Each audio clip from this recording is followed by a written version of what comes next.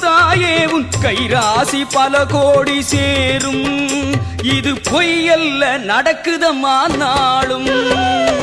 ஆத்தாளே காத்தாயி வேர்க்காட்டு கருமாறி பார்த்தாலே எங்க குறத்தீரும்.